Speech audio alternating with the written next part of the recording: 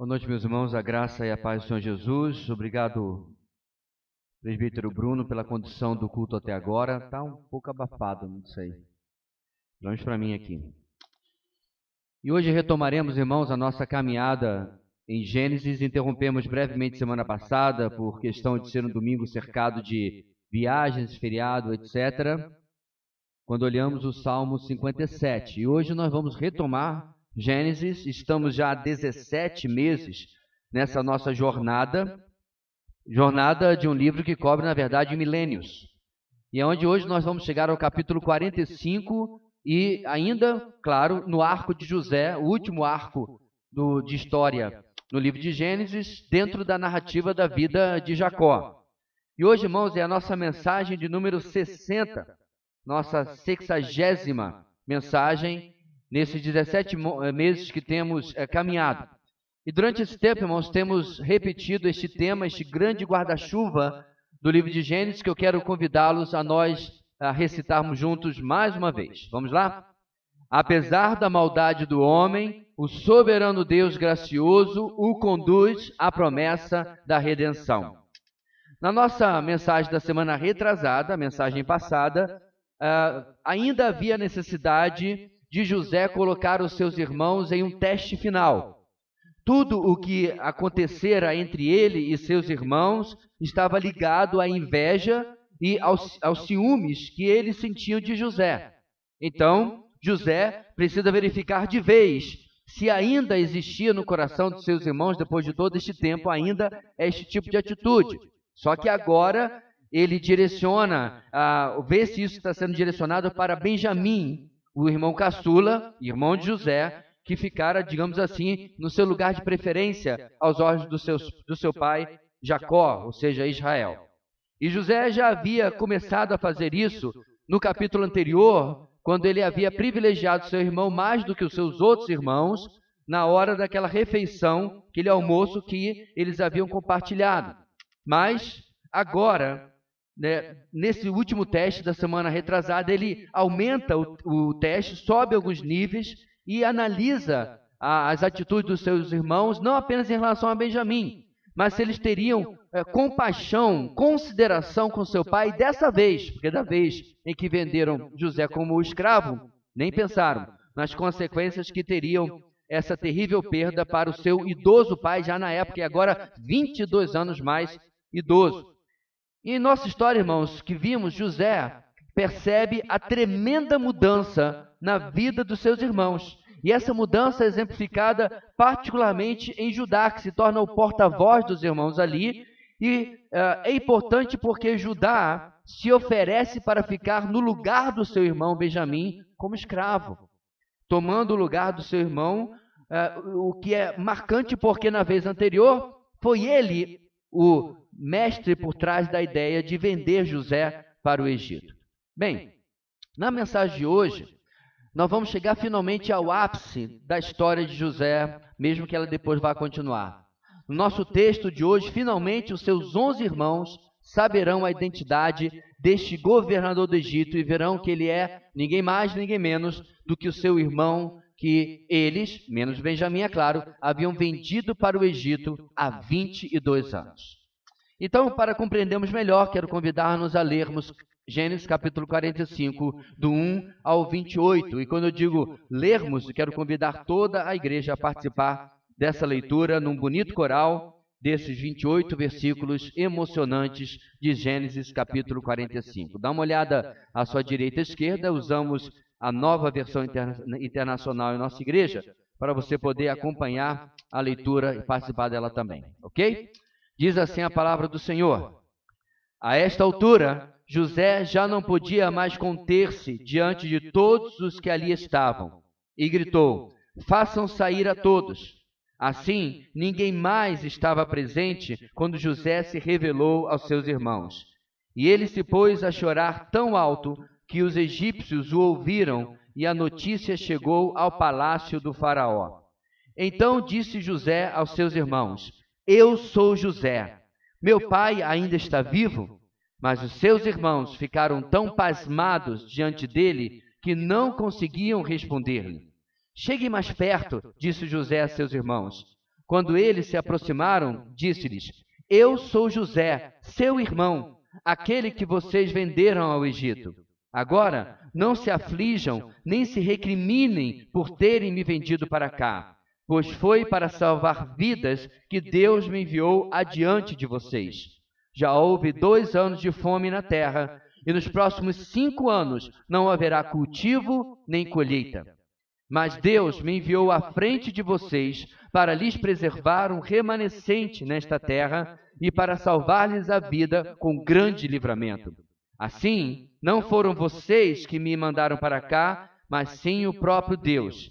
Ele me tornou ministro do Faraó e me fez administrador de todo o palácio e governador de todo o Egito. Voltem depressa a meu pai e digam-lhe: assim diz o seu filho José: Deus me fez senhor de todo o Egito. Vem para cá, não te demores. Tu viverás na região de Gósen e ficarás perto de mim. Tu, os teus filhos, os teus netos, as tuas ovelhas, os teus bois e todos os teus bens. Eu te sustentarei ali, porque ainda haverá 5 anos de fome. Do contrário, tu, a tua família e todos os teus rebanhos acabarão na miséria. Vocês estão vendo com os seus próprios olhos, e meu irmão Benjamim também, que realmente sou eu que estou falando com vocês. Contem a meu pai quanta honra me prestam no Egito, e tudo o que vocês mesmos testemunharam. E tragam meu pai para cá, depressa. Então ele se lançou chorando sobre o seu irmão Benjamim e o abraçou, e Benjamim também o abraçou chorando. Em seguida, beijou todos os seus irmãos e chorou com eles. E só depois os seus irmãos conseguiram conversar com ele. Quando se ouviu no palácio do Faraó que os irmãos José haviam chegado, o Faraó e todos os seus conselheiros se alegraram. Disse então o Faraó a José: diga a seus irmãos que ponham as cargas nos seus animais, voltem para a terra de Canaã e retornem para cá trazendo seu pai e suas famílias. Eu lhes darei o melhor da terra do Egito, e vocês poderão desfrutar a fartura desta terra. Mande-os também levar carruagens do Egito, para trazerem as suas mulheres e seus filhos e seu pai. Não se preocupem com seus bens, pois o melhor de todo o Egito será de vocês. Assim fizeram os filhos de Israel. José lhes providenciou carruagens, como o Faraó tinha ordenado, e também mantimentos para a viagem. A cada um deu uma muda de roupa nova, mas a Benjamim deu 300 peças de prata e 5 mudas de roupa nova. E a seu pai enviou 10 jumentos carregados com o melhor do que havia no Egito, e 10 jumentas carregadas de trigo, pão e outras provisões para a viagem. Depois despediu-se dos seus irmãos e, ao partirem, disse-lhes: não briguem pelo caminho. Assim partiram do Egito e voltaram a seu pai Jacó na terra de Canaã e lhe deram a notícia: José ainda está vivo. Na verdade, ele é o governador de todo o Egito. O coração de Jacó quase parou. Não pôde acreditar neles. Mas quando lhe relataram tudo o que José lhe dissera, e vendo Jacó seu pai as carruagens que José enviara para buscá-lo, seu espírito reviveu. E Israel disse: basta! Meu filho José ainda está vivo, e irei vê-lo antes que eu morra. Queridos, o texto de hoje, como eu disse, traz o clímax esperado desde que alguém leu pela primeira vez na sua vida que os irmãos José estavam indo para o Egito. No meu caso, há um tantinho de tempo atrás, uns 35 anos, quando eu li Gênesis pela primeira vez. É claro, meus irmãos, a palavra de Deus sempre é nova. Mas quando você jamais leu essa história, e nem teve essa história deturpada por novela de televisão, e você a lê pela primeira vez, você espera esse momento. Você espera o momento em aquele que é dado como morto se reencontrará com seus irmãos, que são responsáveis por ele ser dado como morto. E assim esse capítulo 45 é simplesmente chocante. Ler esse texto sem ter que lutar contra as lágrimas é quase impossível. Mas a emoção, mesmo que sendo um fator presente e relevante no nosso texto e algo fortíssimo, não é o ponto mais importante. Muito mais importante é como, no final de tudo, o bem com D maiúsculo, pegou a referência? Vence. Como ele alcança seus propósitos soberanos, apesar de tudo que conspirou contra ele. E por isso, meus irmãos, a nossa grande ideia de hoje traz exatamente esta mensagem. Os propósitos soberanos de Deus suplantam tudo o que for feito contra eles. Os propósitos soberanos de Deus suplantam tudo o que for feito contra eles. E aí nosso texto, meus irmãos, traz para nós, em primeiro lugar, na nossa lição, no nosso texto de hoje, do versículo 1 até o versículo 8. Os propósitos soberanos de Deus suplantam quaisquer dificuldades desta vida. Os propósitos soberanos de Deus suplantam, passam, vencem quaisquer dificuldades nesta vida, ou desta vida. Bem, para todos que estão acompanhando a nossa saga todos esses meses, como eu disse, esse é o momento depois que os irmãos José são trazidos de volta ao Egito, de onde, inclusive, eles haviam acabado de sair, depois da sua segunda viagem, aonde eles foram muito bem recebidos pelo governador do Egito, sem saber que era o seu irmão. Mas durante essa viagem, meus irmãos, só para você lembrar o que vimos há 15 dias atrás, José havia escondido uma taça dele na bagagem de Benjamim e ameaçado fazer dele seu escravo como punição. Tudo como parte desse último teste que José submeteu a seus irmãos. E aí, meus irmãos, entra em cena, como eu já mencionei, Judá. Ele se torna o porta-voz. Ele não é o irmão mais velho, é Simeão, mas ele toma a frente e ele entra em cena assumindo a fala e a responsabilidade pelo que está acontecendo. E esse exatamente é o irmão, como eu disse, que encabeçou a venda de José aos mercadores. Quando lá atrás, 22 anos atrás, Simeão havia se ausentado por algum tempo, por alguns momentos, ele aproveita a ausência do seu irmão mais velho, convence os demais e é ele que vende José para o Egito. E exatamente Judá pede para tomar o lugar do seu irmão Benjamim. Para refrescar a sua memória, deixa eu ler as palavras exatas que ele fala no capítulo anterior, tentando convencer José a tomar o lugar de Benjamim. Por isso, agora te peço, por favor, deixa o teu servo ficar como escravo do meu senhor, no lugar do jovem, e permite que ele volte com seus irmãos. Como poderei eu voltar a meu pai, sem levar o jovem comigo? Não posso ver o mal que sobreviria ao meu pai. Essas foram algumas das evidências que José viu na vida de Judá e na vida dos seus irmãos para perceber que agora sim poderia acontecer o que nós lemos no capítulo 45. Portanto, diante do que ele ouviu no verso 1, José é tomado de vez pela emoção que ele vinha segurando várias e várias vezes desde que havia reencontrado seus irmãos. De fato, no dia anterior, naquele almoço, ele mesmo não se conteve ao reencontrar Benjamim, o irmão da mesma mãe, e teve que sair para poder chorar escondido. Retirou-se de todos. E no verso 2, agora ele faz a mesma coisa. José solta o grito, solta o choro, solta o pranto que estava acumulado dentro dele todo esse tempo. Tamanho o desespero, irmãos, que ele demonstrou no seu choro, que o que ele fez, o que ele passava, diz o texto, fez a notícia chegar até o palácio de Faraó. Talvez os seus servos e outras pessoas preocupados que alguma coisa ruim estivesse acontecendo com ele, levaram a notícia de que José estava aos prantos, gritando alto, junto com alguns homens que haviam chegado de Canaã. Então, deixando de lado José, a língua estranha que ele passara a falar cada vez mais e mais nos últimos 22 anos, ele se dirige aos seus irmãos e fala em bom e claro hebraico: eu sou José. Tamanha emoção, meus irmãos, neste momento, que inclusive José por um instante se esquece que seus irmãos tinham falado e mencionado o seu pai, a tristeza dele, e que eles precisavam voltar com Benjamim, muitas e muitas vezes, e aí ele vai e pergunta se o pai ainda estava vivo. Certamente, tomado por tamanha emoção, até esse fato lhe escapa. Mas seus irmãos, diante do que ouviram, tiveram as palavras desaparecidas da sua boca, ficaram sem palavras, estavam pasmados, como diz o texto. Ao chamar seus irmãos no verso 4, José deixa ainda mais claro quem era ele. Ele era aquele que eles haviam vendido para o Egito.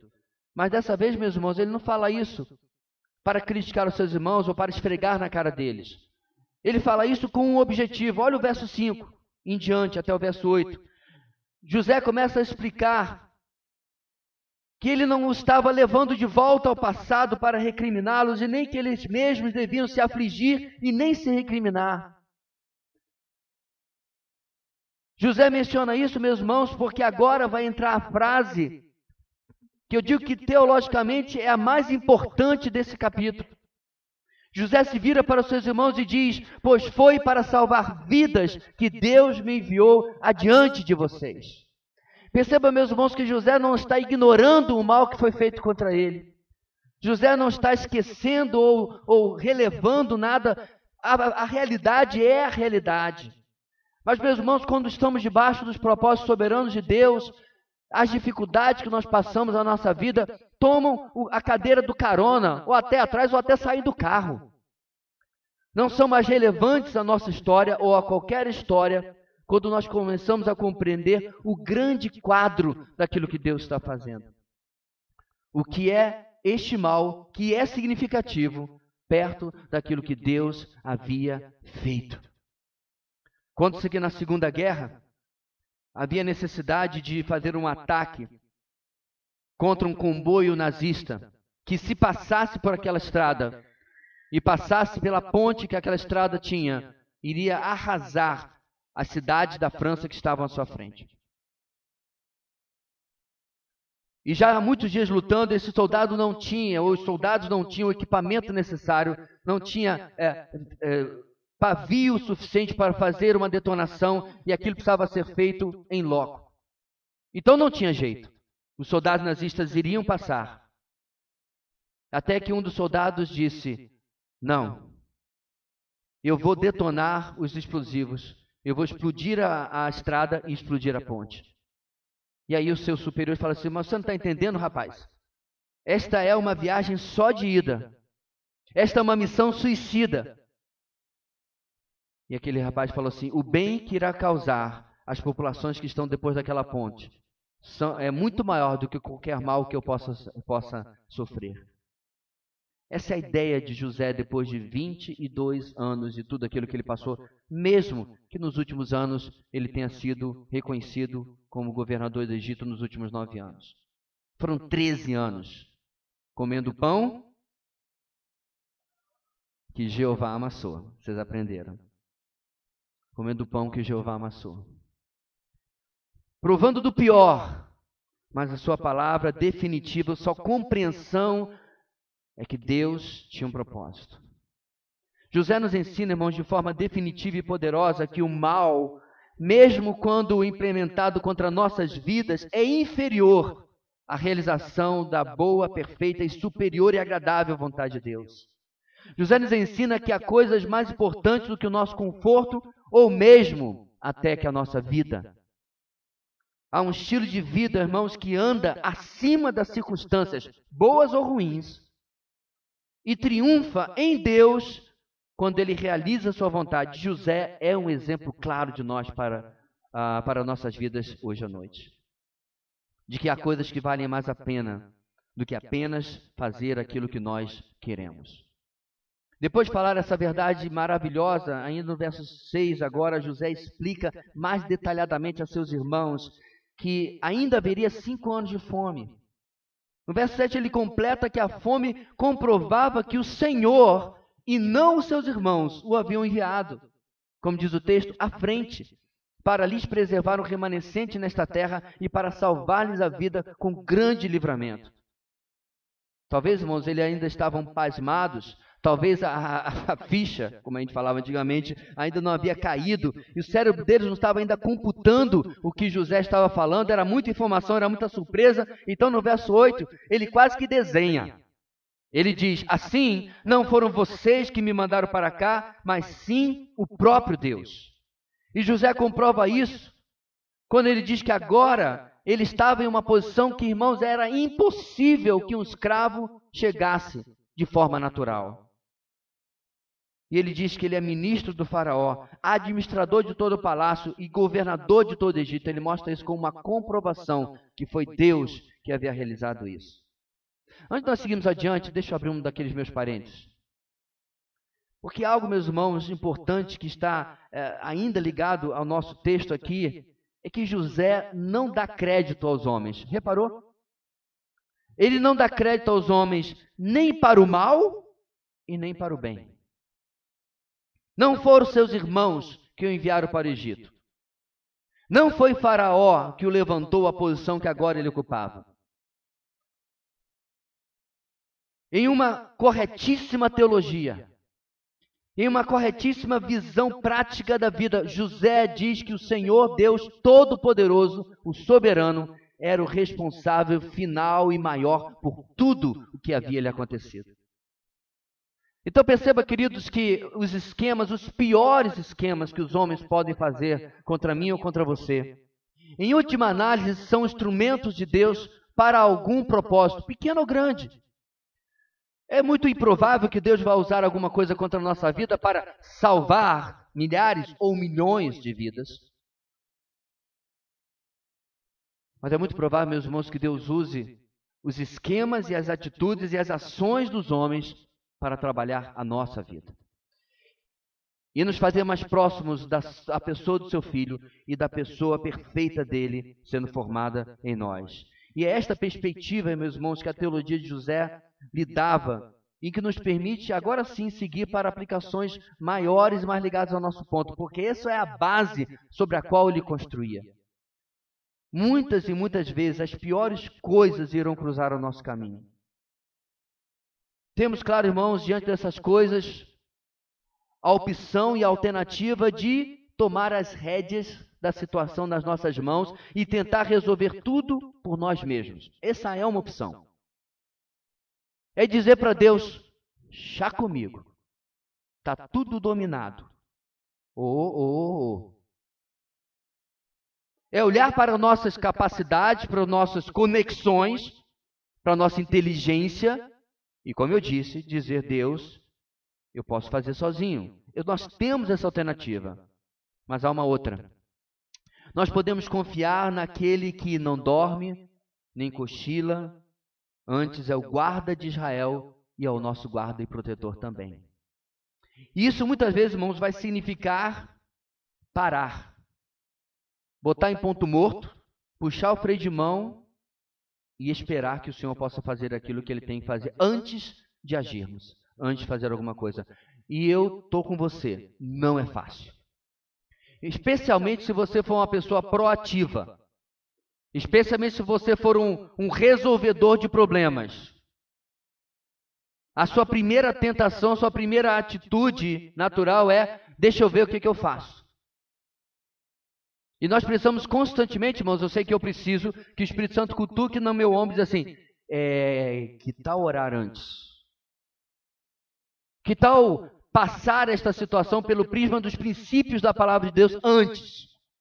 Aí a gente reconhece o quão precipitado, atirado nós somos e não esperamos que Deus possa nos mostrar aquilo que Ele deseja que nós façamos. E mais ainda, irmãos, por pior que sejam as circunstâncias, o Senhor Deus as permite para que através delas também seu nome seja glorificado. Os seus planos sejam estabelecidos.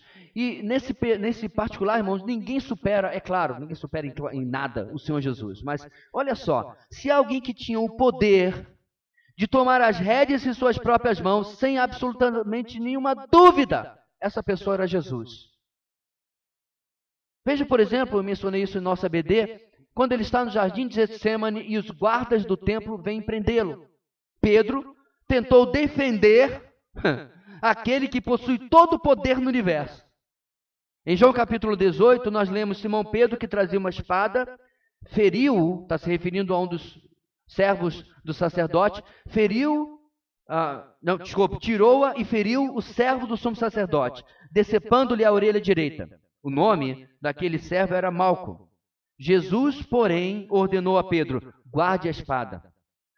acaso não haveria de beber o cálice que o Pai me deu? Isso é João. Mateus completa o que Jesus disse no capítulo 26, 57. Você acha que eu não posso pedir a meu Pai e ele não colocaria imediatamente à minha disposição mais de 12 legiões de anjos? Em outras palavras, ele está dizendo: Pedro, tu acha que eu preciso ser defendido? Você dormiu os últimos 3 anos? Você não prestou atenção? Você perdeu algum episódio? Pedro não havia prestado atenção, irmãos, inclusive em um dos ensinos de Jesus. Em João capítulo 10, versículo 17 e 18, Jesus diz: por isso é que meu Pai me ama, porque eu dou a minha vida para retomá-la. Ninguém a tira de mim, mas eu a dou por minha espontânea vontade. Tenho autoridade, é Jesus falando, tenho autoridade para dá-la e para retomá-la. Jesus nunca foi vítima, nunca foi mártir. Tudo estava absolutamente sob controle dos planos soberanos de Deus.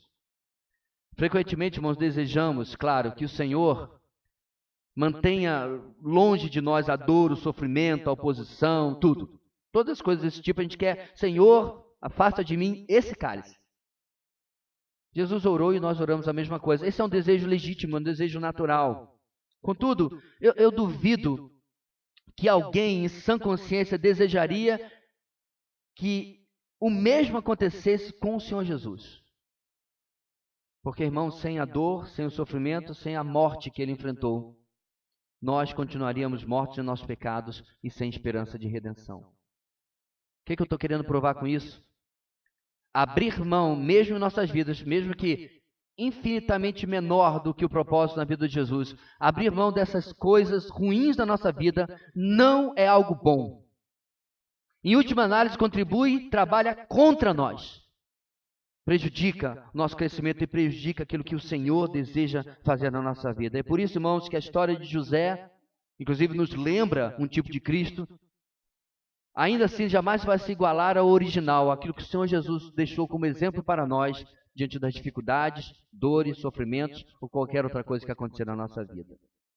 Em tudo isso, o Senhor nos mostra como tudo e qualquer coisa vale a pena diante do muito melhor que o Senhor tem preparado para nós, tanto aqui quanto na eternidade.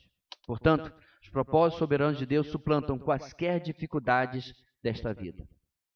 Mas, mesmo que dificuldades, circunstâncias difíceis sejam um grande desafio para mim e para você, pior ainda são relacionamentos difíceis e o perdão que normalmente vem embutido neles.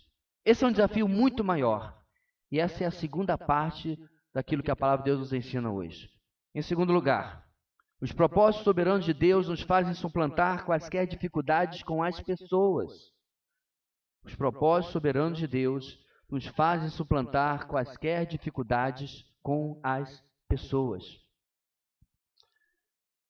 Para um leitor mais atento, ele vai perceber que não falta alguma coisa no nosso texto. Se reencontrando depois desses 22 anos, eles poderiam perguntar ao leitor mais atento: onde está o pedido de perdão dos irmãos de José? Onde está eles, agora de repente se ajoelhando mais uma vez e implorando o perdão de José? Pode procurar, não tem nada e nem menção alguma do que acontecera por parte dos irmãos aqui. Eles poderiam, inclusive, pedir uma oportunidade de explicar, não justificar, porque não tem justificativa, mas não tem nada disso aqui. Apenas, meus irmãos, isso não acontece. Por quê? Porque não é uma prioridade naquilo que o Senhor Deus está ensinando através da pena de Moisés a nós aqui.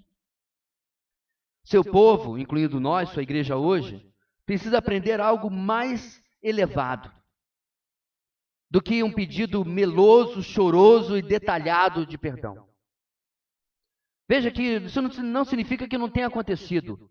O texto provavelmente é muito econômico. Em determinada parte aqui, vai dizer que os irmãos finalmente começaram a conversar com José. E é provável que nesse momento alguma coisa tenha acontecido. Mas Moisés não registra.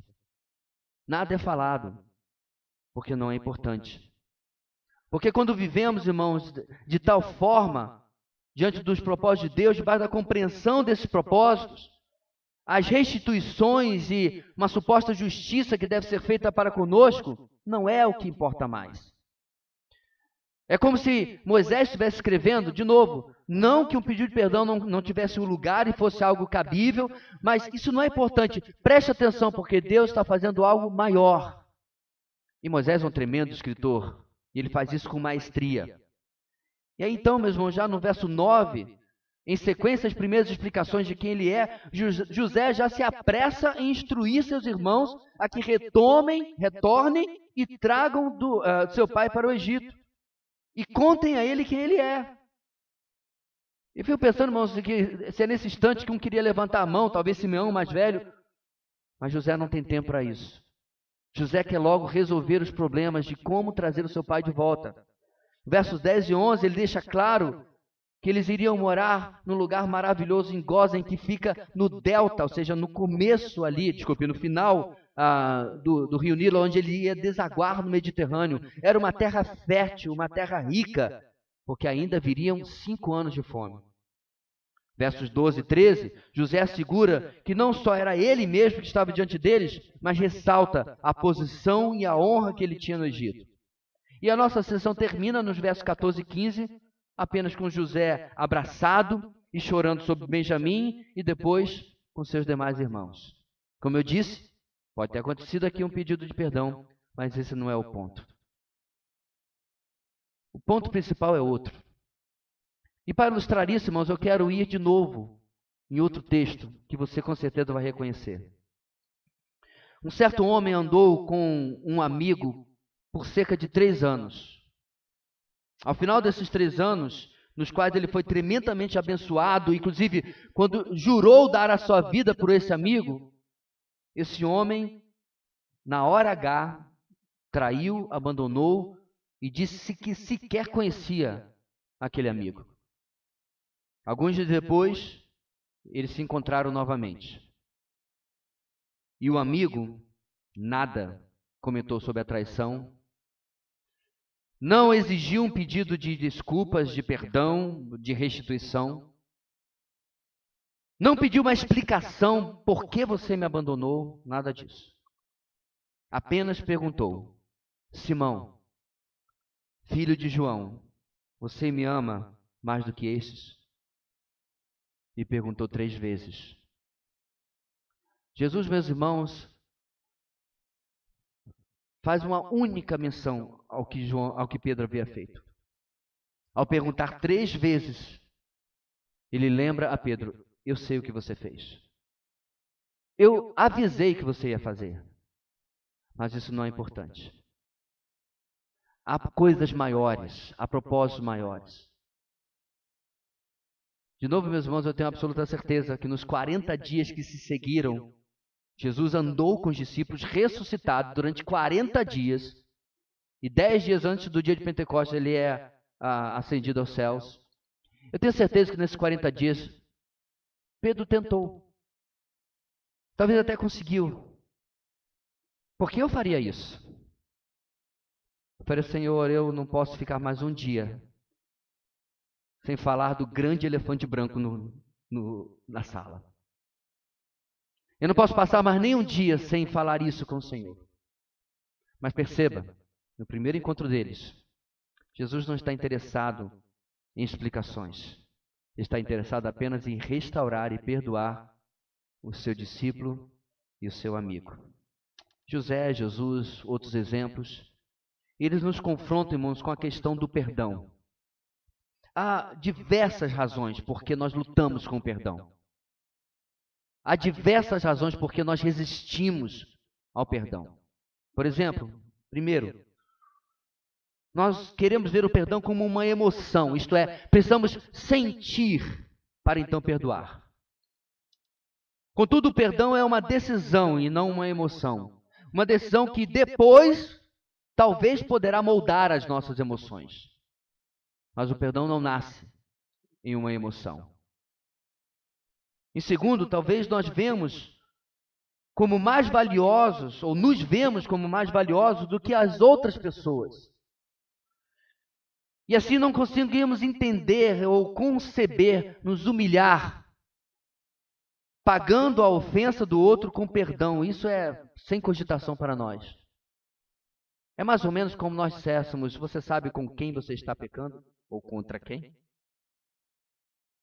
Uma terceira razão, queremos que o outro sofra um pouco como nós sofremos. Pastor, a gente faz isso? Porque a ideia, meus irmãos, de passar uma ficha limpa, de perdoado, de inocente, para quem de fato é culpado, de novo, está fora de cogitação para nós. E apesar de eu achar, meus irmãos, que todas essas coisas são verdadeiras, eu acredito que existe algo maior na base disso tudo.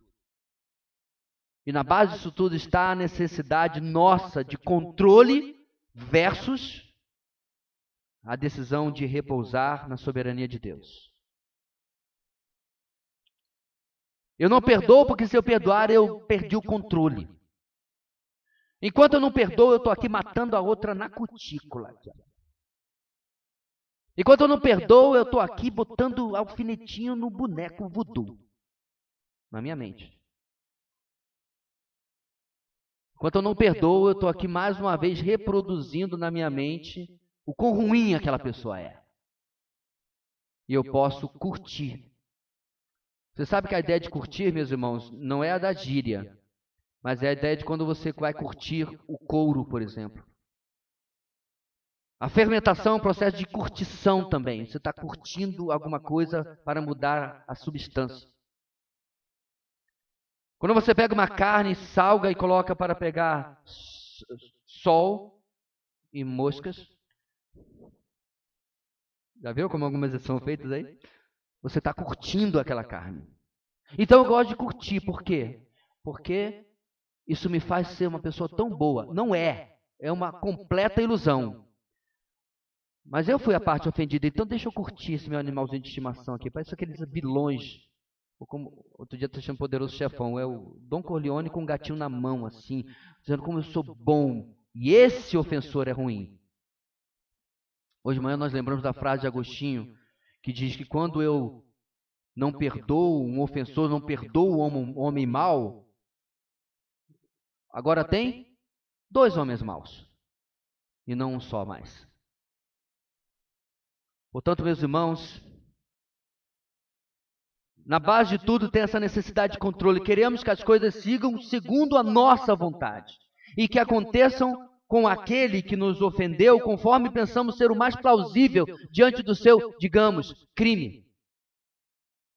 Por exemplo, pense em Jonas, o profeta mais bem mal sucedido da história. Ele não queria ir a Nínive para pregar para aquele povo desprezível, os assírios.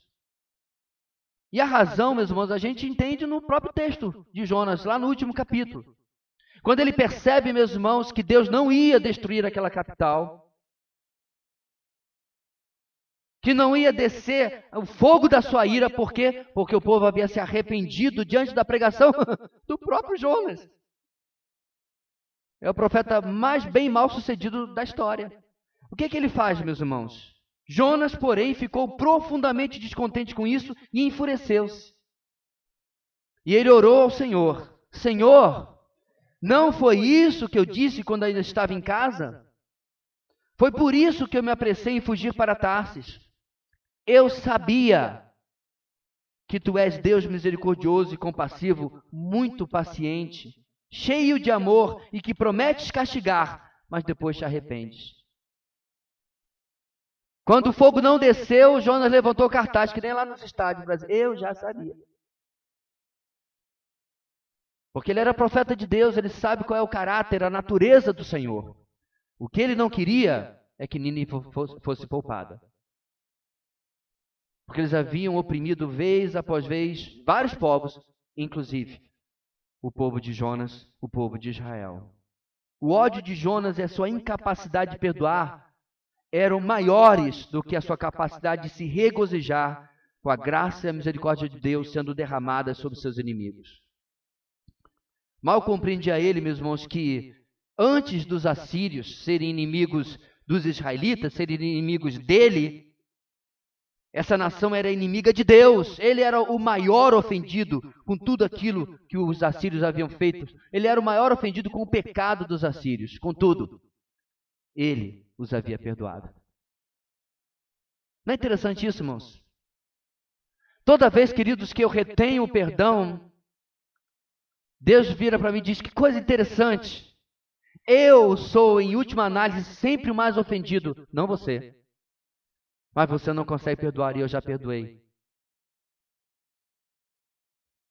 Portanto, em lugar de controlar, precisamos, irmãos, confiar que o Senhor, que é a justiça nossa, Tzedequenu, tem nos garantido que cuidará de nós.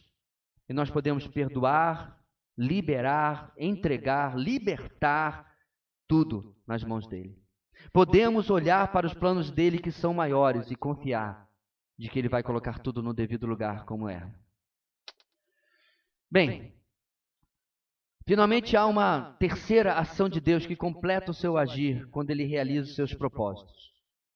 E essa ação é a providência de Deus, o cuidado de Deus, o provimento de Deus.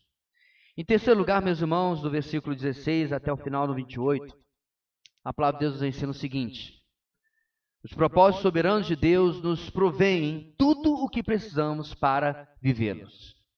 Os propósitos soberanos de Deus nos provêem tudo o que precisamos para vivê-los. Muitos e muitos anos antes, Deus havia prometido ao bisavô, tataravô, agora perco até a parentesco de José, Abraão, 3 gerações anteriores, que daria a ele toda aquela terra de Canaã, hoje chamada erroneamente de Palestina. Na verdade, a promessa é maior do que aquela que muitos lembram. Iria da fronteira da Mesopotâmia, do rio Eufrates, até a fronteira com o Egito. Aproximadamente 5 ou 6 vezes a área que Israel ocupa hoje. Mas como?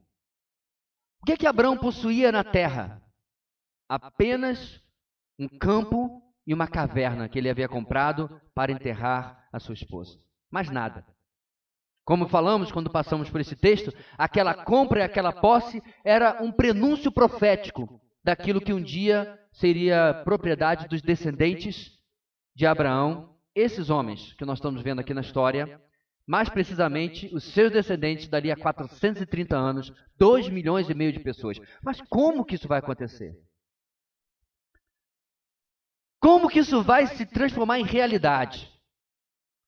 Porque, meus irmãos, há determinadas coisas que nós olhamos para o futuro e pensamos: como que isso vai acontecer? Como que isso vai se configurar? Como que isso vai se transformar em algo palpável? Mas eu garanto a vocês,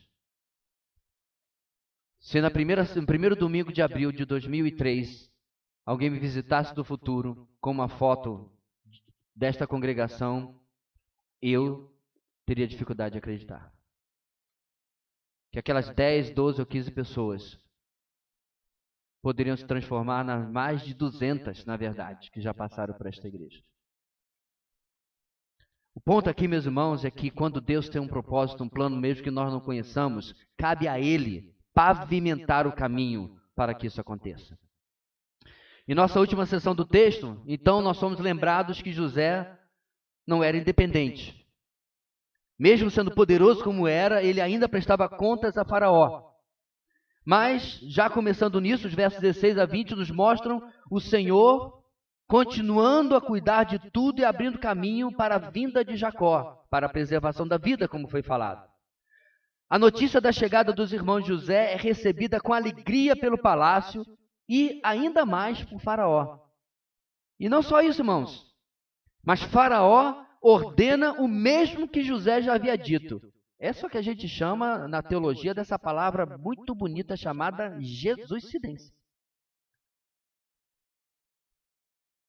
Eles deveriam retornar a Canaã, como José havia falado, virem para o Egito com todos, como José havia falado, e seriam cuidados pelo próprio Faraó. Aí José não tinha falado.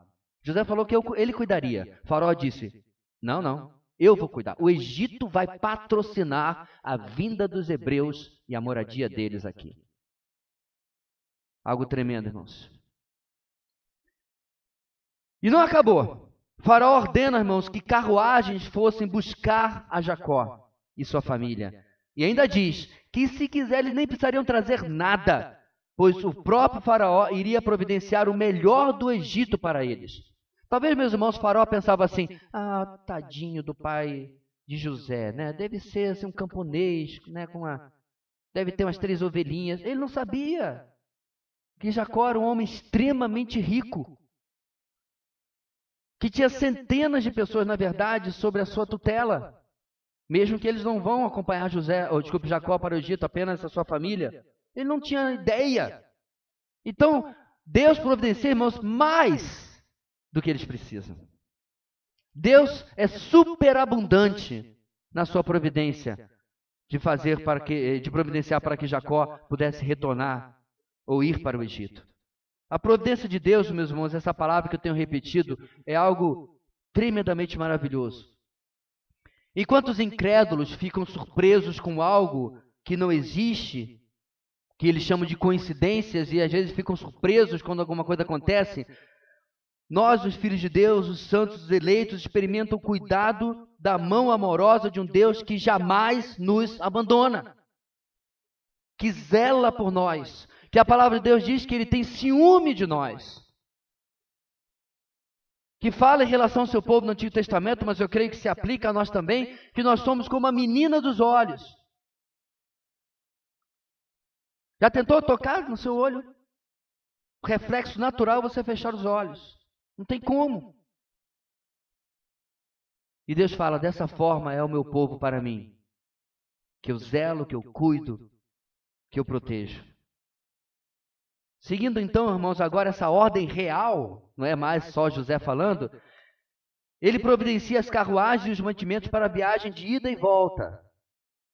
Quanto aos seus irmãos, nos versos 22 a 24, ele lhes deu roupas novas, dando inclusive uma quantidade maior a Benjamim, o único, como eu disse, que é o seu completo irmão, não é meio irmão. Deu 20 animais de carga que levaram abundância de presentes e mantimentos. E ele ainda recomenda que eles não brigassem pelo caminho. Não é hora para velhas ou novas discórdias. Essa era uma viagem de alegria, essa era uma viagem de vitória, essa era uma viagem de celebração do que Deus havia feito pela sua família. Chegando finalmente a Canaã, lá está Jacó. Naquele dia, irmãos, eu tenho certeza, ele acordou não sabendo que a sua vida seria mudada para sempre. E a sua vida começa a ser mudada quando ele ouve dos seus filhos que chegam, detalhe, em grande pompa, saem de lá para buscar um pouquinho de sacos de trigo, mas voltam com seus animais, outros 20 cheios de coisas e carruagens, e ele ouve, na verdade, as palavras que destravam o passado de Jacó e o colocam diante de um futuro promissor, abençoado, feliz. José ainda está vivo. O choque foi tamanho que diz o texto que quase o seu coração parou. Lembre-se, é um homem idoso. Eu, particularmente, tinha dado um pouco de maracujina para ele antes da notícia. Mas como diz Provérbios 15, versículo 30, um olhar animador dá alegria ao coração, e as boas notícias revigoram os ossos. Ao ouvir os detalhes, diz o texto, seu espírito reviveu e Israel, isto é, Jacó, estava pronto para ir ao encontro de José. Nesse texto, meus irmãos, Warren Wiersbe, que é um comentarista muito conhecido, comentou o seguinte: então, que mudança ocorreu com Jacó, depois que ele descobriu que José estava vivo? Uma mudança não muito diferente da mudança dos discípulos quando descobriram que Cristo estava vivo. Antes, Jacó havia dito: tudo está contra mim. Está lá no capítulo 42, versículo 36. Mas agora, ele podia dizer: todas as coisas estão cooperando para o meu bem. Da mesma forma, meus irmãos, os discípulos, quando ficaram aqueles dias fatídicos entre a cruz e o túmulo vazio, se esconderam, estavam aterrorizados, Mas depois que o Senhor se revela para eles e passa esses 40 dias, chega Pentecostes, eles estão em aberto diante de todos, em Atos 2, se colocando dizendo: este Jesus que vocês crucificaram, Deus o fez, Senhor e Cristo. É isso que as boas notícias daquilo que Deus faz, deve fazer na nossa vida.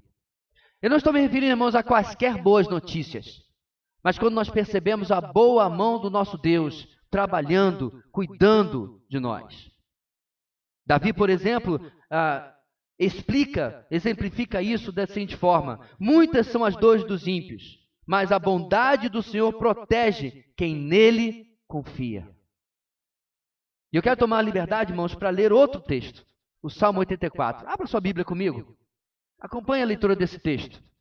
Perceba, meus irmãos, como o salmista da família de Corá coloca nesse texto, que inclusive já virou música, é uma música, mas já virou música em nosso tempo moderno, coloca, meus irmãos, como que a confiança na provisão do Senhor, no cuidado do Senhor, muda completamente a perspectiva da sua vida. Salmo 84. Como é agradável o lugar da tua habitação, Senhor dos exércitos. A minha alma anela e até desfalece pelos átrios do Senhor, o meu coração e meu corpo cantam de alegria ao Deus vivo. Até o pardal achou um lar e a andorinha um ninho para si, para abrigar os seus filhotes, o lugar perto do teu altar, ó Senhor dos exércitos, meu Rei e meu Deus. Como são felizes os que habitam em tua casa, louvam-te sem cessar. Como são felizes os que em ti encontram sua força e os que são peregrinos de coração. Ao passarem pelo vale de Baca, fazem dele um lugar de fontes. As chuvas de outono também o enchem de cisternas. Prossegue o caminho de força em força, até que cada um se apresente a Deus em Sião. Ouve a minha oração, ó Senhor dos exércitos. Escuta, ó Deus de Jacó. Olha, ó Deus, que és o nosso escudo. Trata com bondade o teu ungido. Melhor é um dia nos teus atos do que 1000 no outro lugar. Prefiro ficar à porta da casa do meu Deus a habitar nas tendas dos ímpios. O Senhor Deus é sol e escudo. O Senhor concede favor e honra. Não recusa bem aos que vivem com integridade.